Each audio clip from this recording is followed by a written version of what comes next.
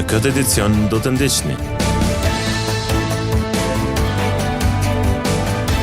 Asfalti i ri dëmtohet brenda pak ditësh në rrugën Likova.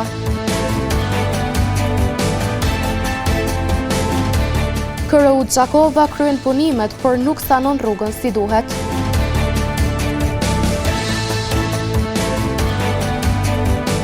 Shtatën 17.5% e popullatës në Kosovë janë të diagnostikuar me glaukom. Përshëndetje, po fillojmë edicionin qendror të lajmeve këtu në televizionin Syri. Ka vetëm një muaj që në rrugën Likova është shtruar asfalti, por ky asfalt pati qëndrueshmëri vetëm disa ditë, pasi në shumë pjesë të rrugës ka filluar të dëmtohet. Banorët që jetojnë në këtë zonë kanë filluar të ankohen dhe të njëjtit kanë kërkuar llogaridhënie nga institucionet dhe ata që ndërtuan këtë rrugë. Në një pjesë të rrugës së lagjës Likova, së fundmi ka pasur investime. Aty është shtruar asfalti, i cili sipas banorëve ka rreth një muaj. Sot ata janë drejtuar redaksisë së televizionit me një ankesë. Ky investim i bërë para shumë pak kohësh, tashmë vetë se ka filluar të dëmtohet. Në asfalt qartë shihen plastaritjet e para. Që ky asfalt u shtrua para një muaj dite, peshin edhe vetë që shoqa. Kjo është nuk me pakon kvalitet, nuk është qa. Po kjo shkele shko, e kanë marrue edhe midis rrugë. Gjinja mundet me bo probleme me kjerë, me sane. Besoj si me nëzit që tonë se i kanë shtruhe, dyte asfaltit se shtrojnë heq, qërë edhe kjo qeta që shosht, edhe peshin edhe vetë. Kjo që di mrada një muj më bo kështu, kjo të merë. Një tjetër shqetësim i banorëve është mungesa e trotuareve. Për trotuar, peshin edhe vetë, s'ka trotuar rruga, edhe është merë. Gjinja me shku midis rrugë, ka bo baki edhe i kanë sos, edhe është ma mirë me prit pa bo puna madhe me mytë në i person, pa morë parasysh kush është taj, na nuk kem dallim, tonë jem shqiptar, jem gjendë, duhet me në ramas me bakit të tërë edhe me ju largu problemeve gjinëve. Nga aty u kërkua mbikëqyrje rigoroze punimeve pasi ato paguhen nga taksat e qytetarëve, andaj kualiteti duhet të jetë i duhuri, në mënyrë që të mos jetë nevojshme të ndërhyet disa herë për të njëjtën gjë. Nuk janë të pakta rastet kur gropat në qytet bëhen shqetësim i vazhdueshëm për komunitetin. Disa prej tyre janë shkaktuar nga kompania rajonale e ujësjellësit Gjakova, të cilët kanë ndërhyrë në projektet e tyre, por të njëjtit nuk e kthyen situatën në gjendjen e mëparshme pas përfundimit të punimeve. Për këtë çështje adresuam edhe disa pyetje në kompani në fjalë, por të njëjtit prej 3 ditësh nuk kanë kthyer përgjigje. Punimet e shpeshta në rrugët e qytetit nga kompania rajonale e ujësjellësit Gjakova kanë bërë që gjendja infrastrukturore e këtyre zonave të jetë temë diskutimi në komunitet për shkak të gropave të shumta që mbesin pas ndërhyrjeve në rrjetin e ujësjellësit. Banorët si dhe frekuentuesit e këtyre zonave shpesh janë ankuar se pas përfundimit të punimeve, rrugët nuk janë rikthyer në gjendjen e mëparshme, duke lënë pas dëmtime në asfalt dhe gropa apo pjesë të parregulluara që vështirësojnë qarkullimin e automjeteve dhe këmbësorëve. Sipas qytetarëve, situata të tilla jo vetëm që ndikojnë në cilësinë e infrastrukturës rrugore, por gjithashtu krijojnë rrezik për dëmtimin e automjeteve dhe për sigurinë e pjesëmarrësve në trafik. Në disa raste, gropat e krijuara pas punimeve mbeten për një kohë të gjatë pa u rregulluar, gjë që ka nxitur reagime dhe diskutime të shumta. Nga ana tjetër, qytetarët kërkojnë që edhe institucionet përgjegjëse të kenë një koordinim më të mirë, në mënyrë që pas çdo ndërhyrje në rrjetin e ujësjellësit të bëhet edhe rikthimi i menjëhershëm i rrugës në gjendjen e saj të mëparshme. Po ashtu, edhe në njërin prej fshatrave të komunës së Gjakovës në Berdusan, banorët thonë se po përballen me probleme të ndryshme. Sipas tyre, pas ndërhyrjeve të shpeshta të kompanisë rajonale të ujësjellësit në rrjetin e ujësjellësit, rrugët janë dëmtuar dhe nuk janë rikthyer në gjendjen e mëparshme. Banorët të këtij fshati kanë kontaktuar redaksin tonë duke shprehur shqetësim për gjendjen e dobët të infrastrukturës rrugore, duke theksuar se në disa pjesë të rrugëve kanë mbetur gropa dhe sipërfaqe të parregulluara që vështirësojnë qarkullimin e përditshëm. Për këtë çështje kemi adresuar pyetje edhe në institucionin në fjalë për të kuptuar se cili është procesi i rikthimit të rrugëve në gjendjen e mëparshme pas përfundimit të punimeve dhe nëse ekziston një plan konkret për sanimin e dëmtimeve që krijohen gjatë këtyre ndërhyrjeve. Megjithatë, deri më tani, nga KRU Gjakova nuk kemi pranuar një përgjigje zyrtare lidhur me këtë çështje, ndonse pyetjet u janë dërguar që nga dita e martë.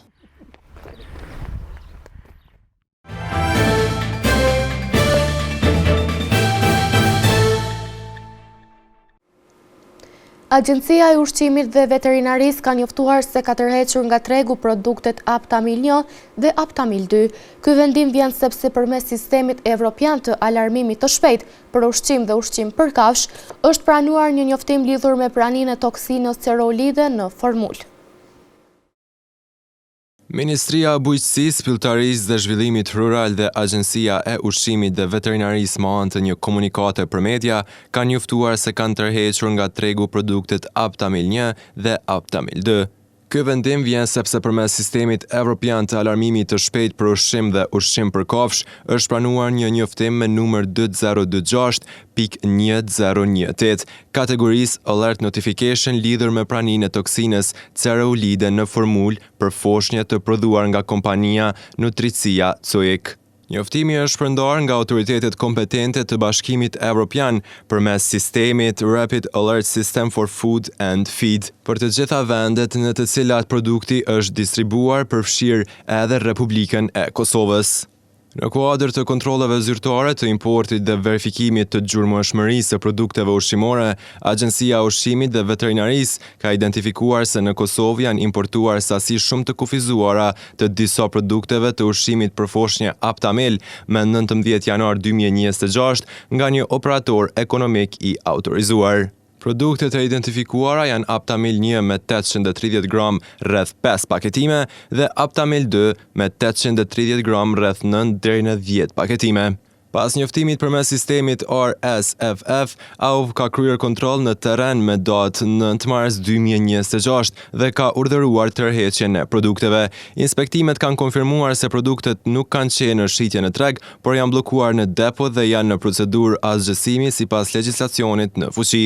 Bazuar në verifikimet e drejtanishme, nuk ka dëshmi që këto produkte të jenë shitur tek konsumatorët. Prandaj rreziku për konsumatorët në Kosovë konsiderohet shumë i ulët. Deri tani nuk është raportuar asnjë ankesë nga konsumatorët. Nga institucionet përgjegjëse është bërë se do të vazhdoj monitorimin e tregut për të garantuar sigurinë ushqimore dhe mbrojtjen e shëndetit të konsumatorëve. Nata e Kadrit është shumë e rëndësishme në muajin e Ramazanit. 10 ditët e fundit të Ramazanit konsiderohen një kohë veçanërisht e rëndësishme shpirtërore, pasi në çdo ditë mund të jetë nata e Kadrit, ndaj kërkohet nga urdhëruesit që të jenë të vëmendshëm sidomos gjatë kësaj periudhe. Nata e Kadrit gjendet në një nga netët tekët të muajit të Ramazanit. 10 ditët e fundit të Ramazanit konsiderohen një kohë veçanërisht e rëndësishme shpirtërore, pasi në çdo ditë mund të jetë nata e Kadrit, ndaj kërkohet nga urdhëruesit që të jenë të vëmendshëm sidomos gjatë kësaj periudhe. Safet Efendi Hoxha, imam në xhaminë e Sulejman Hadumagës në Gjakov, thotë se nata e Kadrit ka një vlerë të madhe. Nata e Kadrit e murë këtë vlerë, si që tha dhe Hoxha Efendia, fillimi i zbritjes së Kuranit. Kurani ka zbrit për Levh i Mahfudhit, për pllakës së ruajtur në qiellin e tokës, edhe nga qielli i tokës ndaj Hazreti Muhamedit për 23 vite. E tash veç pse ka filluar aq është i vlerëshëm ky libër për njerëzimin, vetëm se ka filluar zbritja e tij, atëherë kjo natë ka fituar atë vlerë aq të madhe. Nata e Kadrit është nata më e madhe të gjitha netëve të Ramazanit, shtoi imami Hoxha. Besimtarët në vendin tonë i kanë përcjellë këto nata e madhe, nata e barë, siç i thonë në Shqipëri, do të janë disa mrena vitit, mirë por nata më e madhe gjitha netëve tjera është kjo nata e Kadrit, e cila është inshallah, si thuhet në një hadith e pejgamberit sa kush e nxen natën e Kadrit apo e kalon natën e Kadrit me besim dhe përkushtim Zotin edhe me shpresë, do të i falen gjinahet. Ndërsa imami Abdurrahman Bejtullahu thotë se përmes kësaj nate shpirtërisht ndihemi më mirë. Dhe secili nga besimtarët e ka projektin e vet që ta zanë shpërblimin, sepse nëse merr akidhratën nga i madhe Zot 83 vite është suku me fal namaz, suku me agjuru Ramazan, suku me bu bamirësi, suku me bu respekt ndaj prindit dhe shumë gjëra tjera. Myslimanët i japin një rëndësi të madhe natës së Kadrit, pasi kjo natë është një mundësi e artë për të kërkuar falje dhe për të forcuar lidhjen shpirtërore me Allahun. Gjatë këtyre netëve, besimtarët kalojnë kohë me lexime të Kuranit, lutje dhe reflektime shpirtërore. Kjo natë këtë vit pritet të shënohet të hënën e datës 16 mars. Inspektorati Qendror i Mbikëqyrjes së Tregut ka njoftuar se në kuadër të monitorimit të vazhdueshëm të tregut të derivateve të naftës, është duke realizuar mbikëqyrje intensive lidhur me zbatimin e vendimit për rregullimin e përkohshëm të çmimeve dhe caktimin e masave të tjera mbrojtëse të nënshkruara nga Ministria Kusari Lila. Por pavarësisht kësaj, çmimet e derivateve në pikat e shitjes në Gjakov vazhdojnë të jenë të ndryshme edhe sot. Inspektoriati Qendror i Mbikëqyrjes së Tregut ka bërë të ditur se po vazhdon monitorimi intensiv i tregut të derivateve të naftës në vend, me qëllim të zbatimit të vendimit për rregullimin e përkohshëm të çmimeve dhe vendosjen e masave të tjera mbrojtëse për konsumatorët, të nënshkruar nga Ministria Kusari Lila. Sipas këtij institucioni, inspektorët janë në terren duke mbikëqyrur pikat e shitjes së derivateve për të siguruar që operatorët ekonomik po respektojnë vendimin në fuqi. Megjithatë, pavarësisht këtij monitorimi, në disa qytete vazhdojnë të vrehen dallime në çmimet e derivateve. Në pikat e shitjes në Gjakov edhe gjatë ditës së sotme, çmimet e karburanteve janë të ndryshme nga njëra pompë në tjetrën. Benzina po shitet nga 1,29 euro deri në 1,31 euro për litër, ndërsa çmimi i naftës varion nga 1,48 euro në 1,54 euro për litër.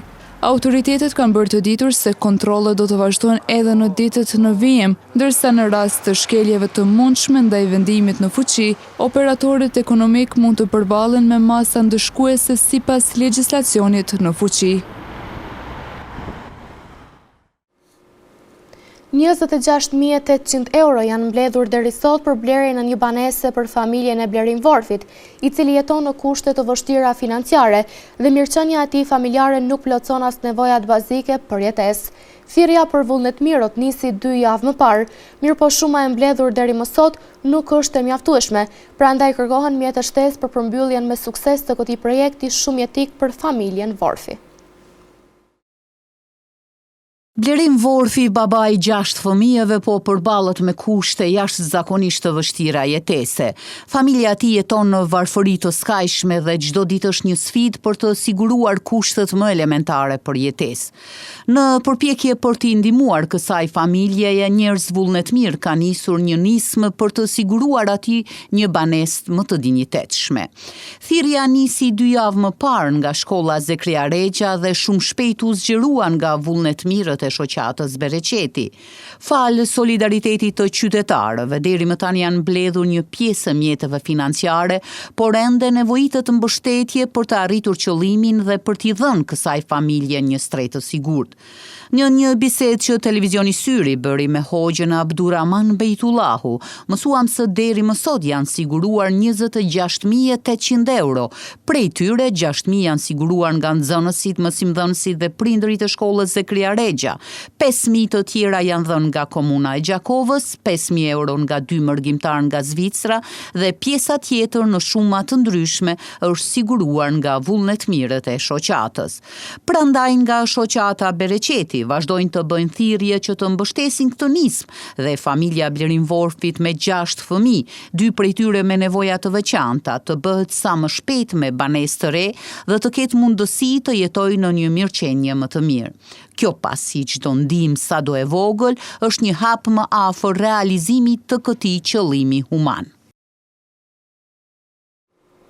Glaukoma është një grup sëmundjesh të syrit që dëmtojnë gradualisht nervin optik, i cili luan një rol kritik në shikim duke transmetuar informacionin vizual nga syri në tru. Doktoresha Zana Gojani Haxhibeqiri thosë se nga kjo sëmundje në Kosovë janë të diagnostikuar 17.5% e popullatës, por ka raste kur diagnostikimi bëhet në stadet e fundit të sëmundjes.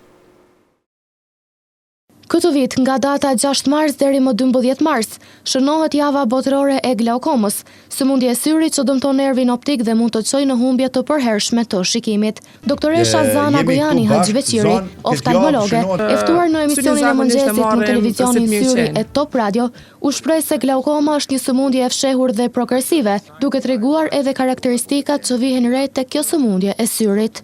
Synin e marrim zakonisht si të mirëqenie, jo vetëm na si populli shqiptar, por zakonisht edhe në krejt botën, përpos shtetet ku i kanë rregulluar në vizita sistemike për krejt popullatën. Të tensioni i syve sidomos, zakonisht e lidhin me tensionin e gjakut. Po nuk ka lidhje. Tensioni i gjakut është njësi tjetër, tensioni i syve është krejt njësi tjetër. Është shtatën veti tensioni i syve. Janë intervenimet kirurgjike që për një kohë caktune munden mi lehtësu, mi stabilizu tensionin, ama vazhdimisht duhet me qenë në mbikëqyrje. Se ka shumë faktorë të ndryshëm që ndikojnë në ngritjen e tensionit.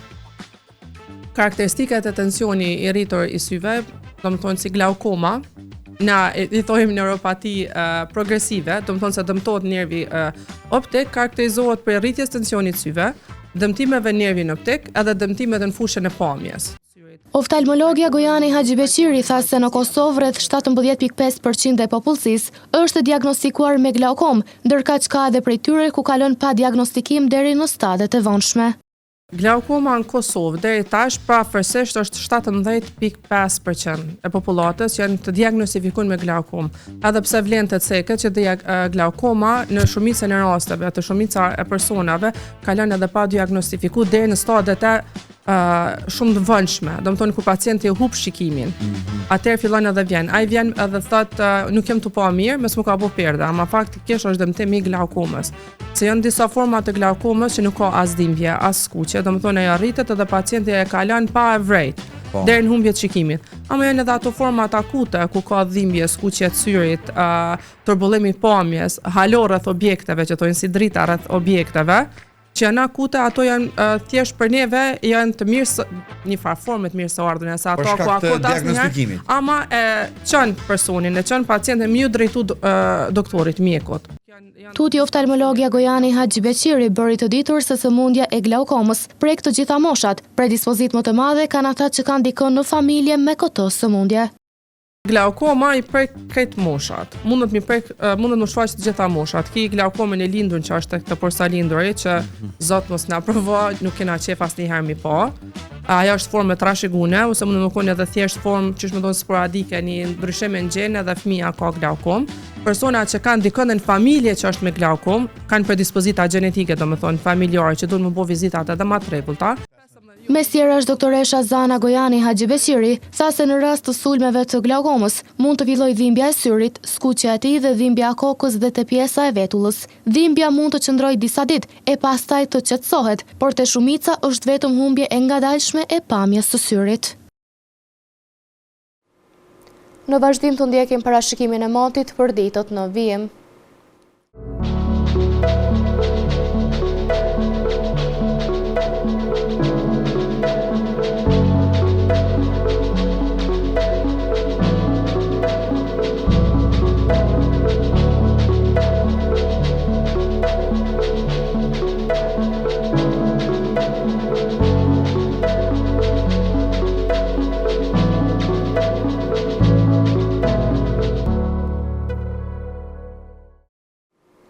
Para se të ndahemi, të ndjekim edhe një herë titujt kryesor të këtij edicioni.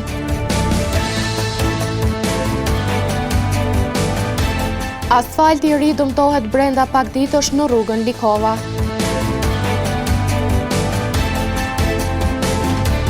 KRU Gjakova kryen punimet, por nuk sanon rrugën si duhet.